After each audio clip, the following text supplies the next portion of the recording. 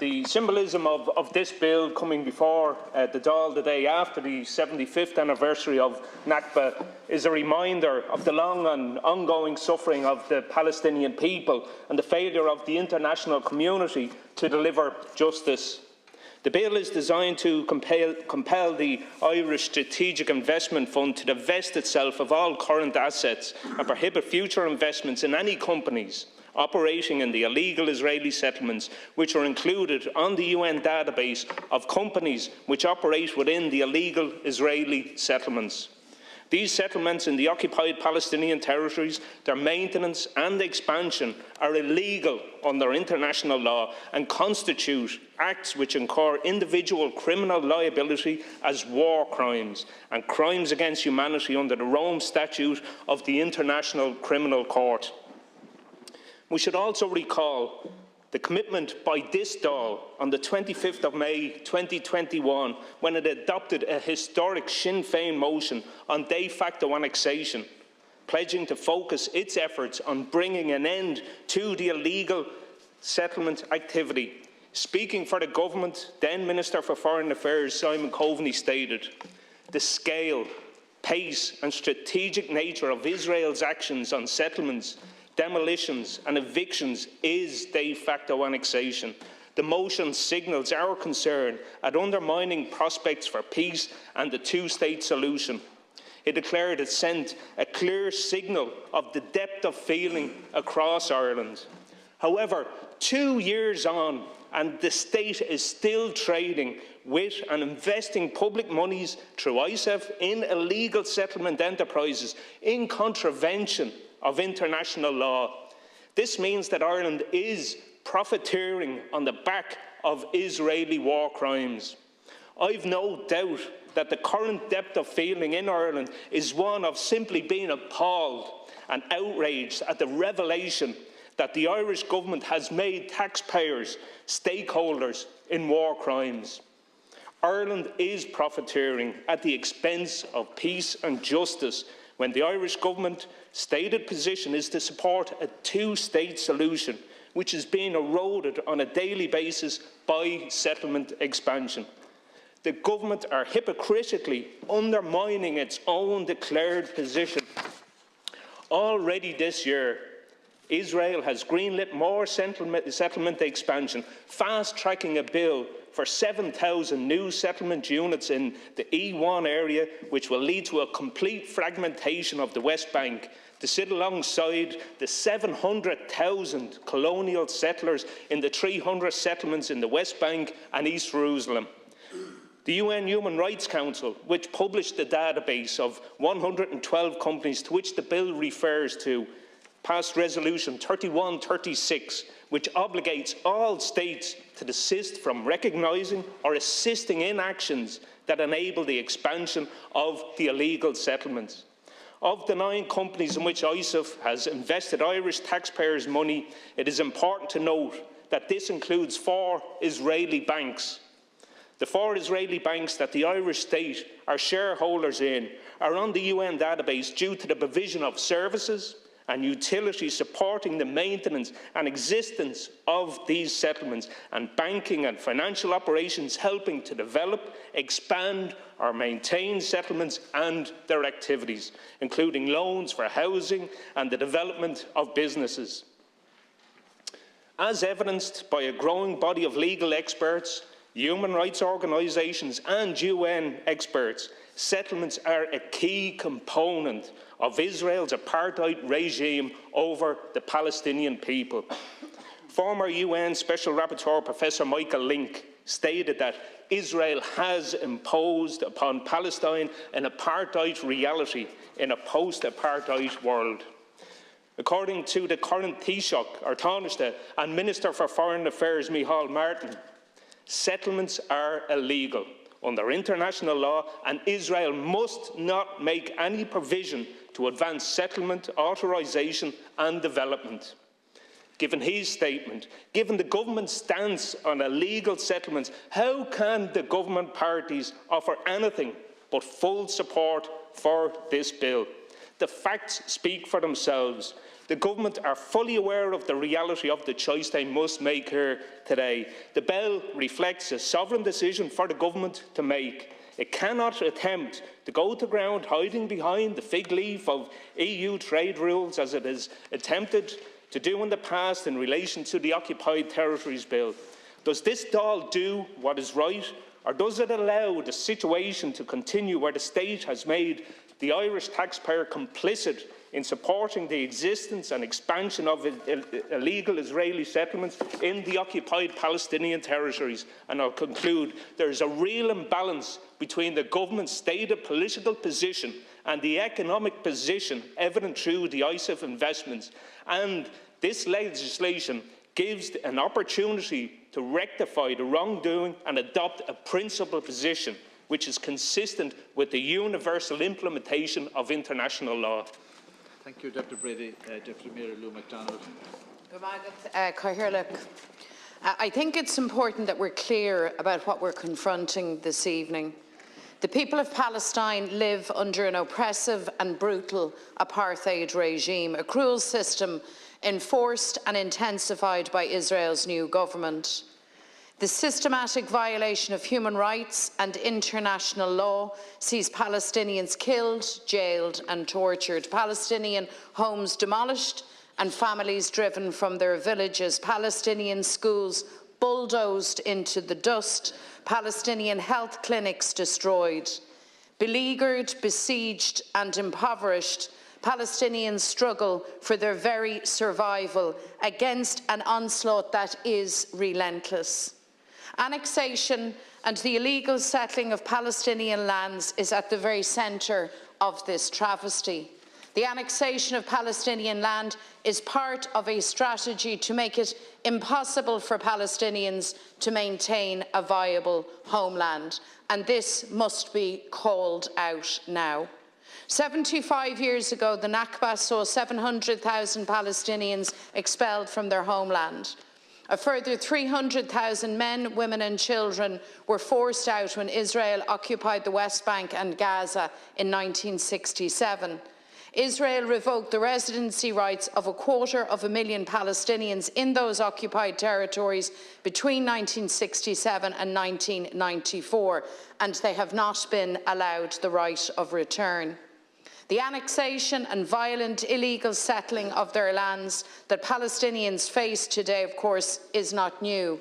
It is a brutal continuation of an injustice they have endured now for decades. And it is this outrage, the trampling of human rights, that Israel claims as defence. Let's be clear, annexation and illegal settling of other people's land is not defensive action. Let's call it out for what it really is. Annexation and illegal settlement is aggression, attack and conquest. Annexation is illegal and these settlements are racist. Annexation and illegal settling is apartheid. Through the legislation before us here this afternoon, we are challenging the oppression of the Palestinian people. And remember, in the dark days when South Africa was under apartheid, Ireland was the champion of international resistance against this wicked regime. Just as Ireland powerfully stood for justice and freedom in South Africa, we now must stand for justice, for freedom, for peace in Palestine. So this bill should not be contentious. It provides the Dáil with an opportunity to come together in the name of human rights and the rule of international law. We can send a unified message that Ireland will never, ever accept the apartheid forced on the Palestinian people.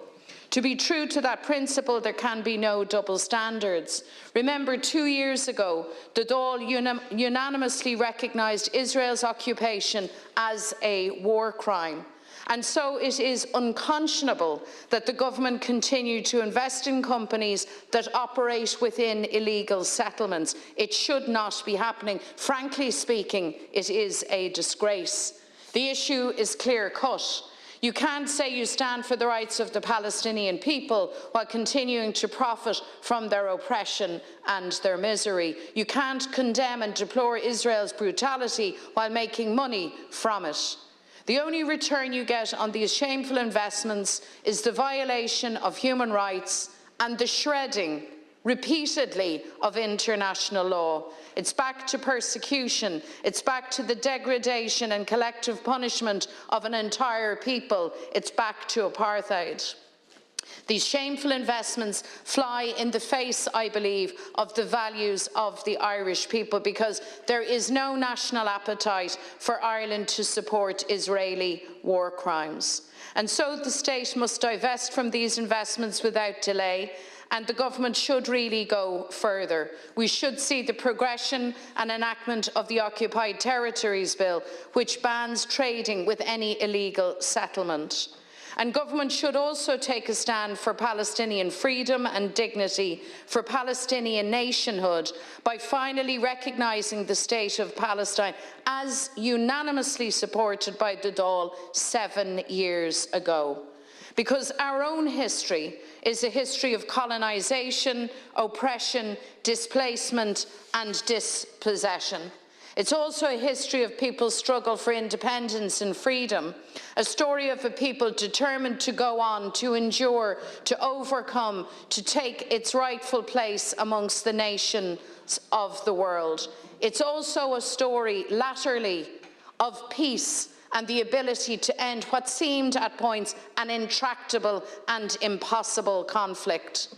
So to remain faithful to our national experience, we must always stand on the side of those who are persecuted, whose rights are denied, those that are colonised. We must stand with Palestine. We must stand for freedom, for peace, for a resolution of conflict, for the upholding of international law, and for an end to a wicked apartheid regime.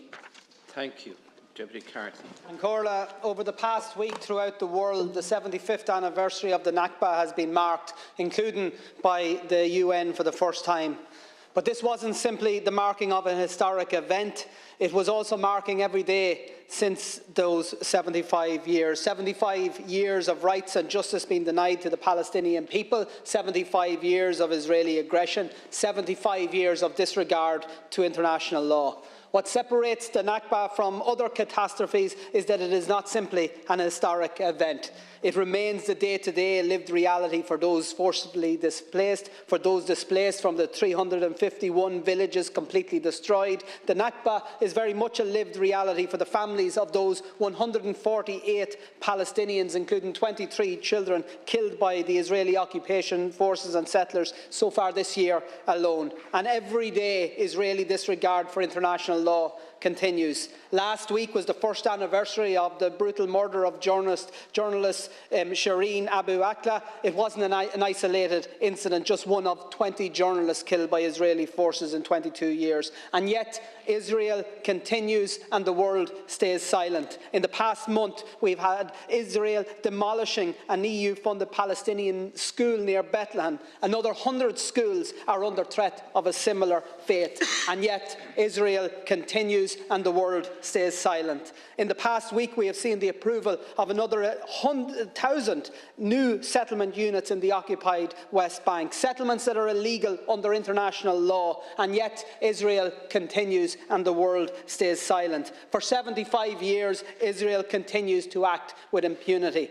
As with every other apartheid regime, Israel will continue to do so until the world lifts its silence. As with every other apartheid regime, pressure from the international community is required. It was international pressure and action that led to the downfall of apartheid South Africa, and so it will be only through international pressure that we will see the end to Israeli apartheid. This House, of course, cannot force the whole world to action today, but we can lead the way. Ireland can lead the way. I commend Deputy John Brady for bringing forward this bill, which will compel the Irish Government to divest holdings in companies currently listed as operating within illegal Israeli settlements in the occupied Palestinian territories. The bill doesn't interfere with EU competencies or treaties. It simply puts our words into simple action. It says that the Irish people will play no hand act nor part in Israeli war crimes. The bill, when passed, will just be a cog in the wheel of the international pressure required to end Israeli apartheid. We've had 75 years of Nakba. That is a shameful indictment on the international community. But we've also had 75 years of solidarity with the Palestinian people. Progressive people all over the world have stood up for the rights of the Palestinian people, and none more so than the Irish people, who can proudly say that we've always been on the right side of history on this matter. Ireland, with our own history of colonialism and oppression, know that we have an obligation to support those who suffer those injustices today. The Palestinian people need that support now more than ever. This bill is an important opportunity for us to again show our support, and I commend it to the House. Minister, it's a great pity that the Taoiseach and Minister for Foreign Affairs didn't stay for this debate, because this goes to the heart of the Irish people's stand against apartheid over the years. In 1984, the workers at Dunnes Stores led the way. And within a few years, the Irish government followed suit and put in place sanctions and bans against the South African apartheid regime. Ireland led the way in confronting apartheid in the world. How did we get to where we are today? How have we gone so wrong, where governments refuse to listen to their own people in relation to apartheid today being inflicted by the Israeli state on the Palestinian people? How can it be that the Occupied Territories Bill has not been enacted by this government? A bill that says we do not do commerce with war criminals. Under international law, what is happening in the Occupied Territories is a war crime. This Dáil has passed that motion. Yet we do commerce with people involved in war crimes. Not only that, when we have a bill like this that says stop investing in companies who are involved in these activities, the government says kick it back for 9 months. We can't deal with it now. How can our government take a moral stand in the world when they continue to allow commerce to be done with people involved in war crimes, when they can't even stop investing in the businesses involved in war crimes, and they can't even recognise the state of Palestine? I mean, it is utterly shameful how far governments had fell from the way that we followed the Dunnes Stores workers in 1984. But to be very clear, very clear about this, the Irish people will always stand against oppression and apartheid. The Irish people stood against the South African regime, and the Irish people stand against modern-day apartheid being inflicted by the Israeli state today. So if the government refused to listen to them, the next government will do what is right. But it should be happening tonight. It shouldn't have to wait to the next election to do what's right by our people. Minister, this state is rightly proud of the stance we took against apartheid South Africa. We did the right thing and we're on the right side of history. Today, we see those very same obvious injustices, atrocities and forced removals being carried out on the Palestinian people, and again the so-called great powers turn a blind eye to them. These are not just historical wrongs lost in the mist of time. Since the start of 2023, 148 Palestinian, 26 children and 6 women have been killed by the Israeli occupying forces. Not a peep out of the so-called great powers, not a peep out of world leaders, no collective outrage, no collective condemnation, no collective promise of supports. The Israeli occupying forces act so brazenly now that just 9 days ago they demolished an EU-funded school in a village east of Bethlehem, violating the right to education of 40 young children attending that school, and traumatising those children who have now not just lost their school where they had been learning, playing and engaging with their teachers and classmates in what was supposed to be a safe and protected place. But this bill does not try to right every wrong. It only tries to ensure that the state is in compliance with international law. The Irish Strategic Investment Fund has invested Irish taxpayers' money in 9 companies operating within illegal Israeli settlements in the occupied Palestinian territories. And it's important to note that these investments include 4 Israeli banks which are instrumental in facilitating the ongoing campaign of annexation. It should never have happened, and we need to do a lot more, and supporting this bill is the very least we can do. While so-called world powers and leaders continue to turn a blind eye to Israel's war crimes against the Palestinian people, Ireland should step forward and do the right thing. This bill is just another measure, and hopefully other countries with a conscience will follow suit. I very much welcome the opportunity to speak this evening and want to commend Deputy Brady for his work, along with others, in drafting this important and excellent piece of legislation. The case for supporting this bill could not be clearer. At its essence, this bill is a critical tool to end Irish state investment in companies that are complicit in war crimes. In 2021, this Dáil led the way when it became the first parliament in the European Union to recognise Israel's illegal occupation as an annexation. In this, we recognised it as a war crime. Today we have the opportunity again to set an example for our international counterparts, to show real leadership when it comes to opposing Israel's apartheid regime and to support the oppressed Palestinian people. The Irish people stand with the people of Palestine. They do it in word and in deed, including through their cultural and sporting institutions. Our political institutions must follow.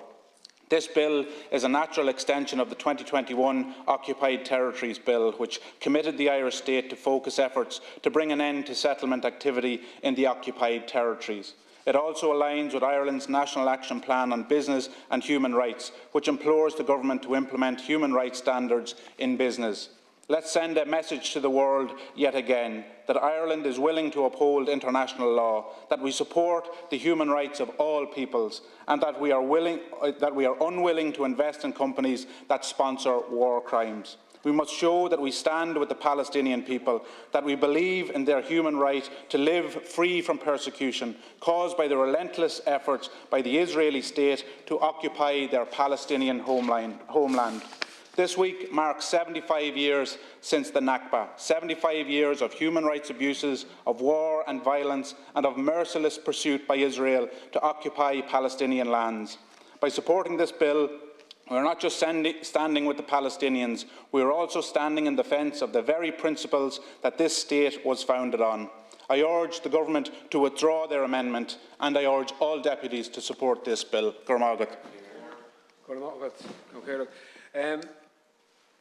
Minister, I want to commend my colleague John Brady for his hard work on this bill and his dedication to the Palestinian cause over the years, and the intention of this bill will end Ireland's involvement in Israel's illegal enterprise. If this bill is passed, Ireland could become a catalyst for other European countries to follow. The National Treasury Management Agency was established in late 1990 to manage the assets and the liabilities of the Irish Government. It also has responsibility for the management of the Irish Strategic Investment Fund, which is an independent wealth fund with a mandate to invest on a commercial basis to support economic activity in Ireland. The UN Human Rights Council published a database list of 112 companies that have been identified as operating in breach of international law in the occupied territories. The facts are that Irish taxpayers' money has been invested in companies operating with illegal Israeli settlements in the occupied Palestinian territories. The Irish taxpayers' money is also being invested in 4 Israeli banks, which are instrumental in facilitating the ongoing campaign of annexation. Through the provision of funding and loans, the operation of ATMs in the illegal settlements, making these banks in the illegal land grabs of Palestinian lands. Through their actions, the banks are aiding and abetting war crimes, and you can take another note of that one as well when I said that, because I've seen you taking notes on the other ones. I was lucky enough to visit Palestine last year, and I've seen the Israeli illegal settlements at first hand. These settlements have resulted in a host of human rights violations against the Palestinian population, including the unlawful demolition of homes and the infrastructure, the destruction of agricultural land, forced displacement and unlawful killings and more. I visited the Ada refugee camp in the West Bank of Palestine, where I heard how Israeli forces use skunk water as a way of making Palestinian homes uninhabitable.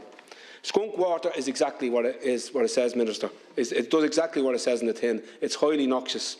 This is sprayed on the homes of Palestinian families, forcing them to go. The smell is so unbearable. I was shocked when I heard this. I don't get shocked easy. It's beyond human comprehension that Israel tasked some scientists to come up with something like this to begin with. And the reason I mention it now is to show the Irish taxpayers that they are unwittingly funding this barbaric, inhumane behaviour. And I urge the government to support the Sinn Féin motion fully and not kick it down the road for 9 months. You had one line in your statement there that this state should only be able to take action where it can defend its approach. So, Minister, I ask you, since you had questions, how can you defend this approach? Johnny Gurk. Minister, I want to thank my colleague John Brady for bringing this bill before the House. This bill is designed to compel the Irish Strategic Investment Fund to divest itself of holdings in companies currently listed on a UN database of businesses operating within the illegal Israeli settlements in the occupied Palestinian territories. In simple terms, the purpose of the bill is to mandate the ISIF to divest itself of all current assets and to prohibit future investments in any companies which operate in the illegal Israeli settlements and which are included on the UN database of companies. The intention is that the bill will end Ireland's involvement in Israelis' illegal enterprises and function as a catalyst for other European countries to follow. By taking the decision to invest Irish taxpayers' money into companies which are on a UN database, the government, through Irish Strategic Investment Fund, have made the Irish people stakeholders in the war crime that is the ongoing illegal annexation of Palestinian land. Israeli settlements, their maintenance and expansion are illegal under international law and amount to war crimes. In May 2021, the Dáil unanimously passed a motion condemning the annexation by Israel of East Jerusalem and its settlement activity there and in the West Bank. Yesterday marked the 75th anniversary of Nakba, meaning catastrophe. 75 years on, Palestinians continue to suffer abhorrent human rights at the hand of the Israeli state. Nearly 150 Palestinians were killed in the West Bank and East Jerusalem in 2022, making it the deadliest year in those areas since 2004. Since the start of 2023, just over 4 months, 148 Palestinians have been killed by Israeli occupying forces, including 26 children and 6 women. On the 7th of May, the Israeli government brazenly published tenders for at least 1,248 new units in illegal settlements. Also on the 7th of May, the occupying forces demolished a European Union-funded school, violating the right to education of the 40 children attending that school. It should also be noted that Israel previously demolished the same school in 2017, after which it was later rebuilt. At the moment, 58 schools serving 6,500 Palestinian children are threatened with demolition by occupying forces for lack of permits that are virtually impossible for Palestinians to obtain. We come in here every day condemning Russia for what it is doing in Ukraine. If we don't apply the same condemnation for what Israel is doing to the Palestinian people, we are nothing short of hypocrites. Andrews. And I'd just like to thank my colleague John Brady and his team for introducing this bill, and also just to acknowledge the presence of the Palestinian ambassador in the gallery today. There is a trend with this government that I've noticed, and it's becoming more and more frequent, and that is it's switching into spectator mode more and more often. We've seen this government standing on the sidelines, watching crisis after crisis evolving, and we've listened to government TDs making statements and comments as if they were just spectators on the sidelines and not actually members of government. The EU's complicity in Israel's brutal system of apartheid is yet another example of this government switching into spectator mode, afraid to rock the boat in Brussels. We've seen this government take strong positions on sanctioning Russia for its crimes, but only when other EU states acted first. Thanks to the UN's database of companies operating in the illegal Israeli settlements, it's clear that Irish taxpayers' money is being used to continue human rights violations in these illegal settlements. Successive Irish governments have taken the position that Israeli settlements in the occupied Palestinian territories are illegal under international law. But yet, the Irish Strategic Investment Fund felt it right just to invest and work with those who are actively supporting and advancing illegal settlements, and by so doing facilitating what is clearly a crime under international law. This government needs to switch off the spectator mode and realise it's a willing participant in Israel's brutal crimes. The Irish government must step up to the fore in the EU and take a stand against Israel's brutal system of apartheid that has been inflicted on the Palestinian people. The Irish Strategic Investment Fund must be compelled to divest itself of all current assets in any companies which operate in the illegal Israeli settlements. And it must also prohibit any future investment in the illegal Israeli apartheid settlements. We must send out a clear message that Ireland does not stand on the side of apartheid. I also want to thank my colleague Dr. John Brady for this bill tonight and welcome Ambassador Abdel-Mashid to the Chamber. Deputy Brady has already spoken on the detail of the bill, so I would like to address its essence in a week when the catastrophe, the Nakba, inflicted on the Palestinian people by the Israeli government and their supporters. It's also this week is the anniversary of the ratification of the Sykes-Picot Agreement that has affected the history of the Middle East and all who live there ever since. The conflicts, the displacements, the dispossession, injustice, inhumanity and the needless deaths, right up to this day, right up to this bill. And today I name and honour in our Dáil the 4-year-old boy, Tamim Daoud, and his parents, Mohammed and Lena. Tamim died because of a panic attack caused by the Israeli bombing of his neighbourhood. It woke him from his sleep. According to his parents, his little heart could not take the noise, the vibration and the fear. The IDF and the government that commands it frightened this little boy to death, Minister, one of hundreds of children whose lives have been taken by the Israeli Defence Forces. Even if we disregard every other atrocity, that alone is a reason why Irish investment has no business doing business in the occupied territories. The ISIF has invested Irish taxpayers' money, the people's money, in 9 companies operating within illegal Israeli settlements in the occupied Palestinian territories.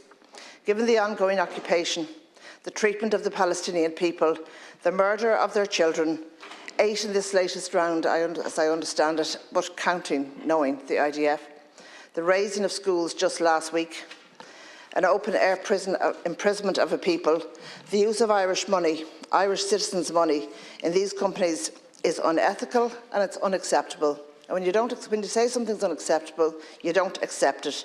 No Irish company should profit from this illegal occupation, the dehumanisation of an entire people, the injustice, the cruelty and the destruction given our history. Minister, the Palestinian people are very grateful for Ireland's support. It means so much to them.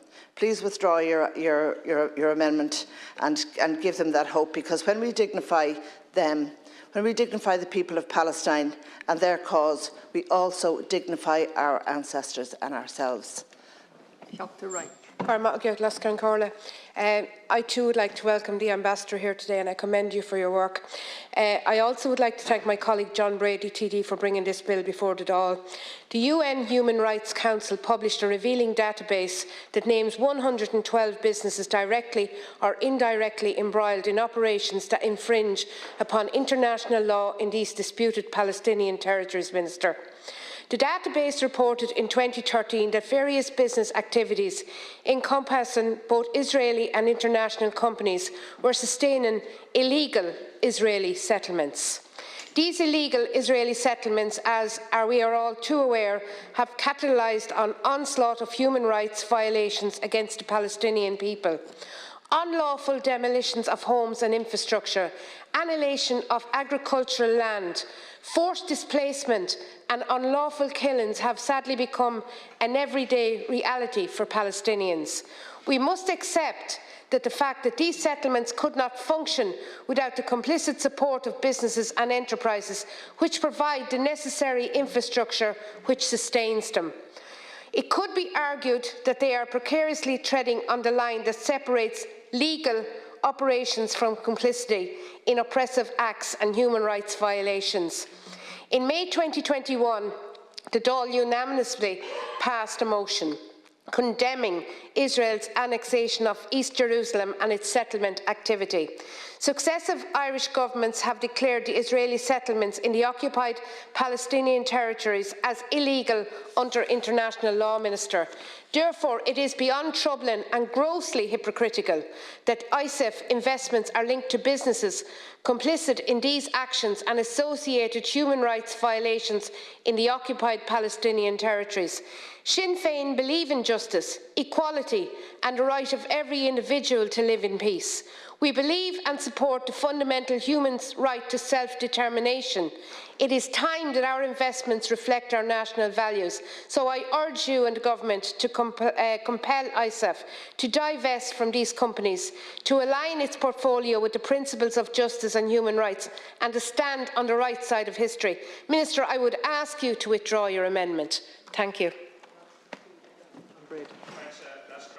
Minister, the sole motivation of bringing forward this important piece of legislation is the full implementation of international law and holding those who breach international law to account. What I've heard tonight from government is a delay, and when justice is delayed, justice is denied.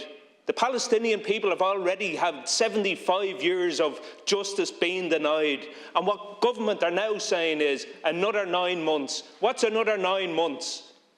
When I talk about international law being universally applied, could you imagine any other scenario where a force, a country, illegally invaded another country and annexed illegally parts of that country, and the international community said, we will not impose any sanctions on Russia or do anything for 9 months maybe? There will be outcry, and rightfully so too. So full implementation universally of international law is what is needed. And when I hear government get up and defend the humanitarian credentials of the NTMA and ISAF, I would question, why are we here in the first instance debating the shareholdings that government have made us shareholders, stakeholders in international crimes by having investments in these companies operating unlawfully in occupied Palestinian lands? So there is no due diligence on human rights being carried out, as far as I can see, by ISAF. And when I hear the arguments against the UN Human Rights Council and the database on which this bill is based, it's reminiscent of the same arguments that the occupiers, Israel, used to undermine this very same database. You're using the same arguments that Israel have done to undermine, delay and try discredit this particular database. This database has been 4 years, since 2016 up to 2020, carrying out due diligence in terms of the meticulous work that they carried out. Initially, there was 307 companies on that database. After due process, very, very thorough investigation, that list was whittled down to 112. And that database, it's not a one-off piece of work, Minister. It's a living database. And the next screening is actually being carried out as we speak. It's being authorised by the UN, where the removal of the same companies that you say there is no mechanism for the removal of those companies, that's being worked on. Your arguments do not stand up to any level of scrutiny whatsoever. And when I see, other countries using this very same database, Norway, for example, the Norwegian government pension fund, they invested in 5 companies that are on that database operating on settlements in occupied Palestinian land. The Norwegian asset management Storebrand divested in 23 companies. 23 companies, because of the concerns towards human rights violations, the oppression, brutalisation and the illegal actions against the Palestinian people by Israel, using the very same database that you have sought to completely discredit and undermine, which is absolutely shameful, it has to be said. So, as I said, justice delayed is justice denied.